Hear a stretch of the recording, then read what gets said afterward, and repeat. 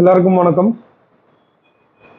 நான் Mathivanan, Howrah heat energy நிறுவனத்தோட பொறுப்பாளர் மற்றும் நிறுவனர். இதுக்கு முன்னாடி ஒரு 2 வாரம் முன்னாடி நான் வீடியோ போட்டேன். அதுக்கப்புறம் இப்போ தான் போடுறேன். இப்போ தான் வீடியோவும் எடுக்கிறேன். நிறைய கமிட்மெண்ட்ஸ் நடுவில் நிறைய டார்கெட்ஸ் இருந்தது. அதெல்லாம் கொஞ்சம் செய்ய வேண்டியதாக இருந்தது. இதில் லாஸ்ட் வீடியோவில் நான் சொல்லியிருந்தது இந்த எங்களோட product names short wave infrared heater, ceramic infrared heaters, medium wave infrared heater. இதில் இந்த செராமிக் இன்ஃப்ராரெட் ஹீட்டர் மேனுஃபேக்சரிங் பண்ணுறதுல ஒரு 2 வருஷமாக நான் ஆர்என்டி பண்ணிட்டு இருந்ததா சொல்லியிருப்பேன் நினைக்கிறேன். இப்போ ஆல்மோஸ்ட் ஒரு 70% நான் முடிச்சிட்டேன். நான் செராமிக் பற்றி தெரிஞ்சவங்களுக்கு ஓரளவுக்கு ஐடியா இருக்கும். அதோட க்ரீன் பீஸ் வர வைக்கிறது ரொம்ப கஷ்டம். அதாவது நம்ம கேஸ்டிங் பண்ணி அந்த ரா பீஸ் எடுத்துகிட்டு வர்றது ரொம்ப கஷ்டம். அது ஓரளவுக்கு வந்திருக்கு இப்போ தான். அது போக அதை ஃபயரிங் பண்ணி நம்ம கிளெனில் ஓவனில் வச்சு அதை ஃபயரிங் பண்ணுவாங்க. நம்ம செங்கல் எல்லாம் இருக்குது இல்லையா, அது செஞ்ச உடனே சூழலை வச்சு ஃபயரிங் பண்ணுவாங்கல்ல, அந்த மாதிரி இதுவும் நம்ம ஓவனில் வச்சு நம்ம ஃபயரிங் பண்ணணும். ஸோ நான் அது க்ரீன் பீஸ் செஞ்சுட்டேன். ஆனால் என்கிட்ட ஓவனோ இல்லை அதுக்கான ஃபெசிலிட்டியோ என்கிட்ட இல்லை. அதனால் அந்த க்ரீன் பீஸ் எடுத்துகிட்டு போய் அண்ணா யூனிவர்சிட்டியில் கொடுத்துருக்கேன். கொடுத்து ஒரு 2 வீக்ஸ் ஆகுது. இன்னும் எனக்கு ரிசல்ட் வரல.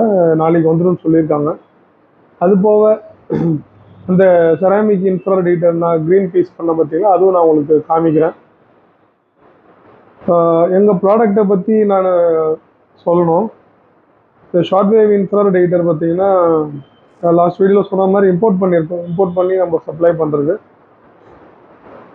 அது எங்கெங்கெல்லாம் யூஸ் ஆகுது பார்த்தீங்கன்னா, அந்த பெட் பாட்டில் மிஷின்ஸ்லேயும், வாட்டர் பாட்டில் செய்கிறாங்க இல்லையா, water bottle jar, plastic jar, Tupperware type bottles, அது போக இந்த ஜூஸ் பாட்டில்ஸு, இதெல்லாமே பெட் பாட்டில் சொல்லுவாங்க. அது இந்த டப்பர் வேர் டைப்லாம் பார்த்தீங்கன்னா பிபி ரா மெட்டீரியல், பிளாஸ்டிக்கோட ரா மெட்டீரியல். பிஇடின்றது அதுவும் ரா மெட்டீரியல் தான், பிளாஸ்டிக். இதை வச்சு தான் அவங்க பாட்டில் செய்வாங்க. இந்த பாட்டில் செய்கிறதுக்கான மிஷினரிஸ் அவங்களுக்கு சப்ளை பண்ணுறோம்.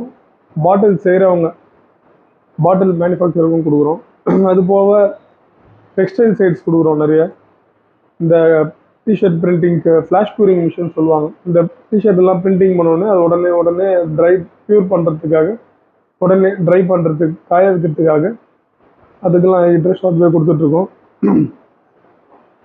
அப்புறம் நிறைய இந்த automobile side, like car manufacturer, இல்லை கார் இந்த பெயிண்ட் அடித்து இந்த இதெல்லாம் பண்ணுவாங்க இல்லைங்களா, கார் டென்ட் ஆச்சுன்னா, பெயிண்ட் ரிமூவ் ஆச்சுன்னா அதுக்கு பெயிண்ட் கோட்டிங் கொடுத்துட்டு ஸோ அது சீக்கிரமாக காயறதுக்கும் அதுக்கெலாம் நம்ம ஹீட்டர் கொடுக்குறோம். எனக்கு இது போக நிறைய அப்ளிகேஷன்ஸில் கொடுத்துட்ருக்கோம். லைக் சோலார் ஓவன்ஸ்க்கு, இந்த பிவி செல்ஸ்லாம் இருக்குங்க பார்த்தீங்களா, அதுக்கெல்லாம் யூஸ் பண்ணுற மாதிரி இந்த அந்த பிவி செல்ஸ் எல்லாமே இந்த சோலார் அந்த பேனலில் வைப்பாங்க. சம் அப்ளிகேஷன்ஸ் அதுக்காகலாம் நம்ம கொடுக்குறோம். இப்போ இந்த செராமிக் இன்ஃப்ராரெட் ஹீட்டர் வந்து பார்த்தீங்கன்னா thermoforming machines, vacuum forming machines, baby warmer, அது போக பவுடர் கோட்டிங் ஓவன்ஸில், இப்படி நிறைய அப்ளிகேஷன்ஸில் கொடுக்குறோம். நிறைய கஸ்டமைஸும் பண்ணலாம். பிவிசி பைப் பெல்லிங், பிவிசி பைப் இருக்குங்க இல்லையா, இந்த ஒரு பக்கம் பார்த்தீங்கன்னா விங்னா மாதிரி இருக்கும். ஸோ அது வந்து பிவிசி பைப் சாக்கெட்டிங் அண்ட் பெல்லிங் சொல்லுவாங்க. அந்த பைப்பை வந்து ஹீட் பண்ணி அது கொஞ்சம் பெருசாக்குவாங்க. அதுக்கெலாம் செராமிக் ஹீட்டர் கொடுப்போம். மீடியம் வேவ் இன்ஃப்ராரெட் ஹீட்டர் பொதுவாக பார்த்தீங்கன்னா நிறைய இந்த கோட்டிங், லைக் பெயிண்ட் கோட்டிங்காக இருக்கட்டும், இல்லை இந்த வார்னிஷ் கோட்டிங்காக இருக்கட்டும், இல்லை இந்த எலக்ட்ரோப்ளேட்டிங், அதில் வந்து எலக்ட்ரோப்ளேட்டிங் பண்ணி கோட்டிங் பண்ணுவாங்க, அதுக்காக இருக்கட்டும், பிரேக்ஸில் இருக்கிற அந்த ஹார்டன் பண்ணுறதுக்கு ஒரு சில பொருளை ஹார்டன் பண்ணுவாங்க, ஹீட் பண்ணி ஹார்டன் பண்ணுவாங்க, அதுக்கெல்லாமே நாங்கள் மீடியம் வேவ் இன்ஃப்ராரெட் கொடுத்துட்ருக்கோம். நிறைய கம்பெனிஸ் கொடுக்குறோம். இந்த Asahi glass, like glass manufacturer, ஆட்டோமொபைலில் கிளாஸ் மேனுஃபேக்சருக்கும் கொடுக்குறோம்.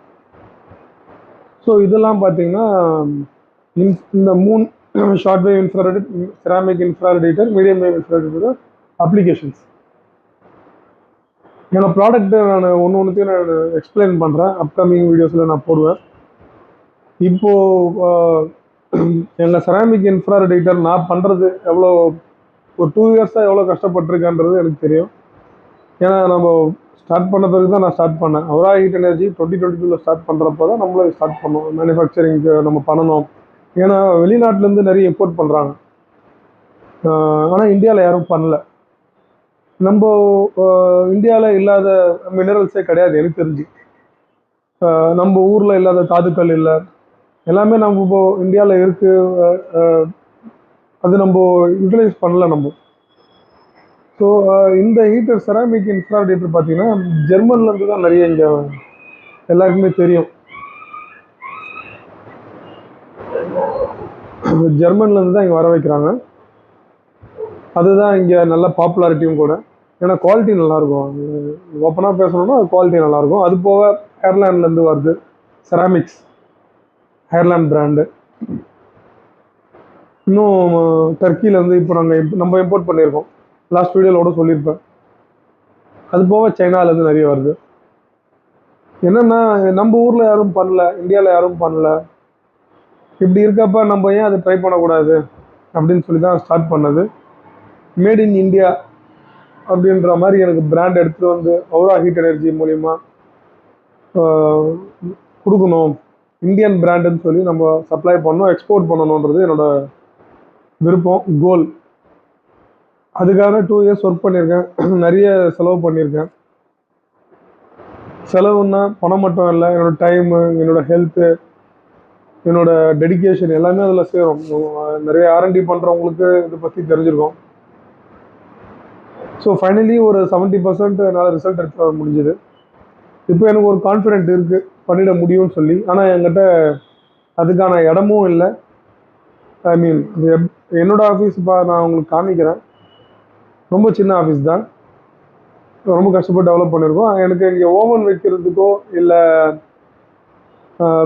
அதை மேனுஃபேக்சரிங் பண்ணுறதுக்கான ஃபெசிலிட்டியோ இப்போ என்கிட்ட இல்லை. ஆனால் கூடிய சீக்கிரம் நான் அது ஏற்பாடு பண்ணோம் நம்புகிறேன். இதுக்கு எப்படி இன்வெஸ்டரை நான் அணுகுமுறை பண்ணுறதுன்றது எனக்கு ஐடியா இல்லை. ஸோ எல்லாமே என்னோடய உழைப்பில் போட்டு நான் ஏர்ன் பண்ணுறதுல தான் நான் பண்ணிகிட்ருக்கேன். இன்வெஸ்டர் கிடைச்சாங்கன்னா நல்லாயிருக்கும்.